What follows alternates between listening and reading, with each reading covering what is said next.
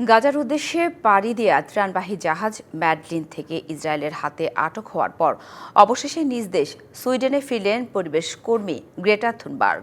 ইসরায়েলের Tel Aviv থেকে Paris হয়ে সুইডেনে পৌঁছেছেন গ্রেটা। স্টকহোমের আটলান্টা বিমানবন্দরে ফিলিস্তিনিদের পতাকা হাতে তাকে বরণ করে নেন সমর্থকরা। আন্তর্জাতিক জলসীমা থেকে ইসরায়েল তাদের অবৈধভাবে অপহরণ করে বলে সাংবাদিকদের কাছে অভিযোগ করেন গ্রেটা। ম্যাডলিন জাহাজ থেকে আটক ১২ মানবাধিকার কর্মীর সাথে ইসরায়েলে খুবই খারাপ ব্যবহার করা হয় বলে অভিযোগ করেন গ্রেটা। বলেন, ফিলিস্তিনিদের কাছে ত্রাণ পৌঁছাতে না দিয়ে গাজায় ক্রমাগত আন্তর্জাতিক আইন লঙ্ঘন ও যুদ্ধ অপরাধ করছে ইসরায়েল। অবরোধ ও নিষেধাজ্ঞা দিয়ে গাজায় পরিকল্পিতভাবে দুর্ভিক্ষ চালাচ্ছে।